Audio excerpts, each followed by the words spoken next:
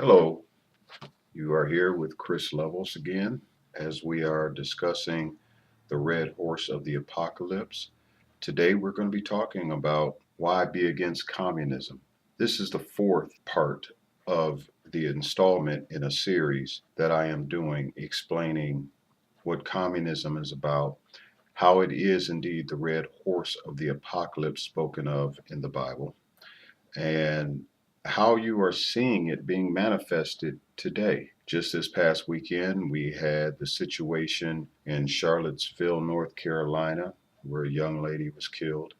And this has all the earmarks of communist fronts and the violence that they use to get their way.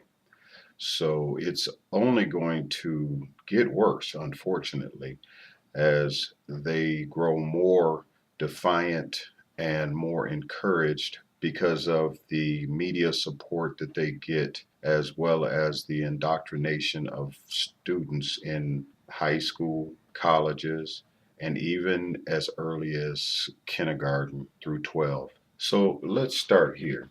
Why be against communism? Dr. Fred C. Schwartz, a longtime exposer of communism, once received a letter which said, "Please explain why you and your fellow crusaders are against the communists. I happen to belong to the Communist Party in the U.S. Thank you." Signed, Jim. An honest question merits an honest answer. Here was his reply. Dear Jim, you ask why I am against communism. I will endeavor to make my answer as specific and as blunt as you made your question. I am against communism because I am against war, dictatorship, monopoly, slavery, classism, classicide, cannibalism, imperialism, atheism, materialism, spiritual infanticide, and idolatry. Communism advocates and practices all these. This is a serious charge and must be supported by overwhelming evidence. The evidence I present will be of two types. One, clear and unequivocal statements by acknowledged communist authorities such as Marx, Lenin, and Mao Zedong. Two, the record of the deeds of communist governments. Let's start with war. Karl Marx stated, "Force is the midwife of every old society pregnant with a new one," while Frederick Engels said, "Force is the instrument with the aid of which social movement forces its way through and shatters the dead fossilized political forms." Lenin said, "Every great revolution, and a socialist revolution in particular, even if there were no external war, is inconceivable without internal war, i.e., civil war, which is even more devastating than external war and involves thousands and millions of cases of wavering and desertion from one side to another, implies a state of extreme indefiniteness, lack of equilibrium, and chaos." Mao Zedong and the Chinese Communist Party glorify war. An article entitled "Uphold the Marxist View of War, Criticize Lin Piao's View" appeared in the February 21, 1975 edition of the Peking Review. This article stated, Chairman Mao has pointed out, history shows that wars are divided into two kinds, just and unjust. All wars that are progressive, that means for the purpose of establishing a communist government, are just, and all wars that impede progress, again, of establishing a communist government, are unjust. We communists oppose all unjust wars that impede progress, again, in establishing a communist government. But we do not oppose progressive just wars to establish a communist government. Not only do we communists not oppose just wars, we actively participate in them. Chairman Mao has taught us the banner of mankind's just war to establish communism is the banner of mankind's salvation. Just revolutionary wars can speed up the death of decadent things like the West, capitalism, and Christianity, and accelerate the growth of newborn things, world communism. They, meaning the just wars of liberation, not only can deflate the enemy's vicious arrogance, but also cleanse the dirt in the revolutionary ranks. Revolutionary forces are always educated and tempered and continuously grow and expand in the course of war. At this point in time, I'm going to allow you to watch a video about the Cultural Revolution that took place under Mao Zedong in the last 10 years of his life, and how much devastation that it caused, and show you that when a totalitarian state under communism runs wild and rampant, it can cause mass destruction. Enjoy the video. To those of us who have never been through it, China's Cultural Revolution is just a social political movement that took place in China from 1966 to 1976.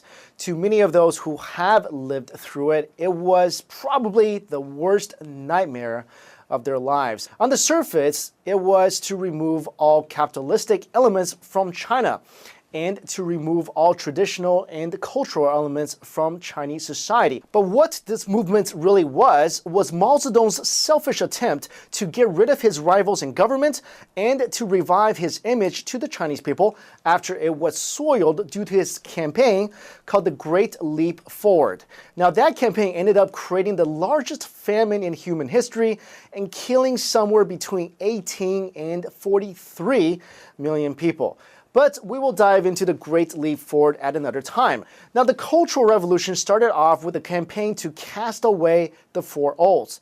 The four olds are old ideas, old culture, old customs, and old habits. Basically, this manifested in old books and art being destroyed, museums ransacked, and streets renamed with new revolutionary names and adorned with pictures and sayings of Mao Zedong everywhere. Mao Zedong wanted to eradicate religion first and foremost because without a belief system, the Chinese people are more easily swayed to believe basically whatever he tells them. Many famous temples, really old traditional shrines, and other historical heritage sites were destroyed. Today, when you go to China, most of the temples and the old historic sites that you see were actually recreated because most of them were all destroyed during the Cultural Revolution or the period before that.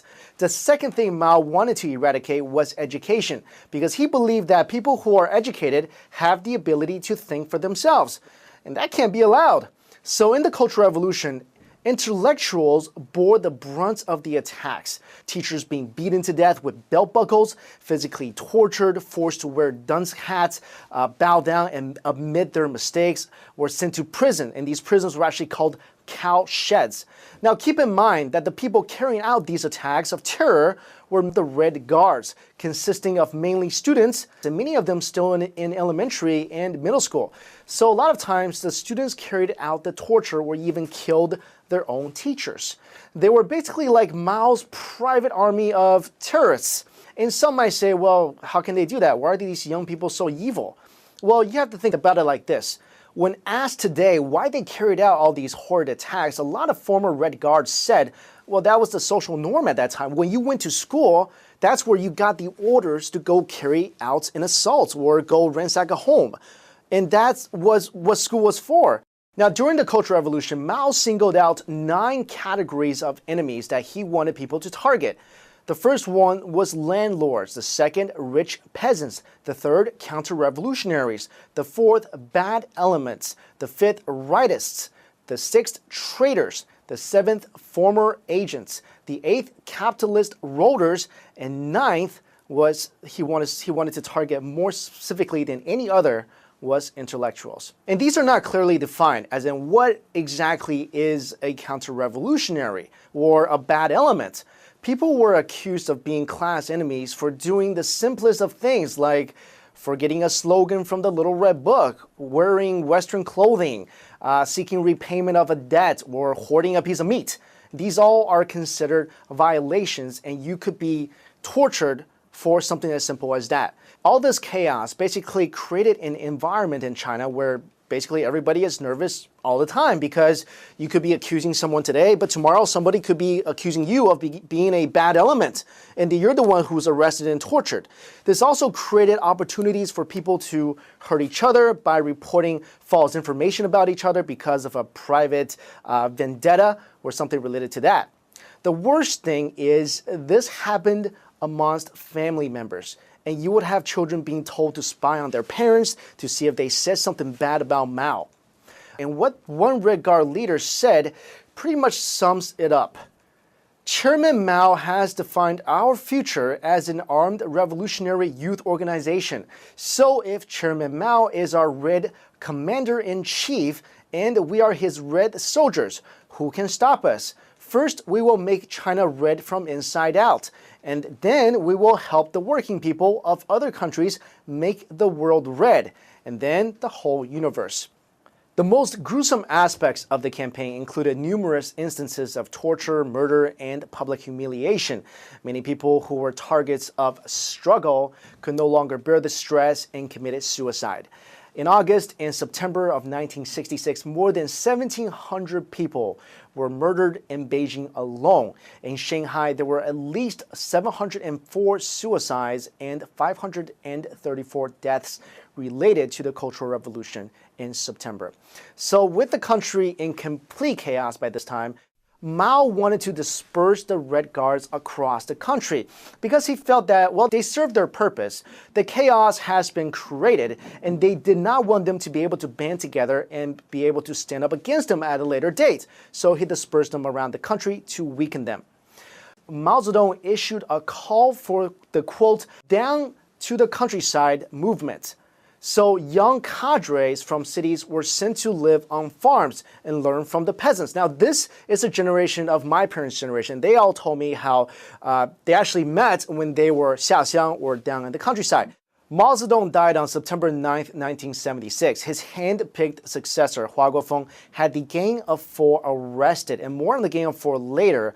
They included Mao's wife and had been very powerful. Their arrest signaled the end of the Cultural Revolution. For the entire decade of the Cultural Revolution, schools in China did not operate. This left an entire generation with no formal education at all. All of the educated and professional people had been targets for re-education. Families were broken up, and those who hadn't been killed were dispersed across the countryside, toiling on farms or working in labor camps. Because of the campaign against traditional ideas, Chinese people were cut off from the culture that had lasted for thousands of years in China. The exact number of people killed during the Cultural Revolution is unknown, but some have estimated that between 2 to 7 million lives perished. To this date, a lot of former Red Guards have stepped forward to apologize publicly for what they have done during the Cultural Revolution because they deeply regret the harm that they have caused. If you have any other questions about the Cultural Revolution or any other part of Chinese history, please let us know in the comments below so we can cover those topics for you. Historically, the communists have practiced what they have preached. The Second World War was started by an agreement between the Nazis of Germany and the communists of the Soviet Union to invade and divide Poland. The communists are always endeavoring to ignite revolutionary war throughout all the world. So there you have that segment concerning war and communism. And we're going to address each one of those other topics that he put in there as we go along in this series. Now, like I said, you look at the cultural Marxism that has overtaken this country today, and you can clearly see the effects of the Frankfurt School, of the Soviet Revolution, the Chinese Revolution. And you see more and more people. I even have an article about how young people are more accepting of communism / socialism than they were 20 years ago. There's been a landslide change amongst our youth as they've been inundated more and more with cultural Marxism, otherwise known as political correctness. It has gone wild, and it would be nice if we had an opportunity to put an end to it, but in my personal belief, I believe that we are past the tipping point. Now, what that holds for us, only the future can tell. But anyway, this is Chris Levels of Politics Prophecy. You can see my channel at PoliticsProphecy. So I hope you'll enjoy it and subscribe to it. God bless you in Jesus' name. Bye-bye.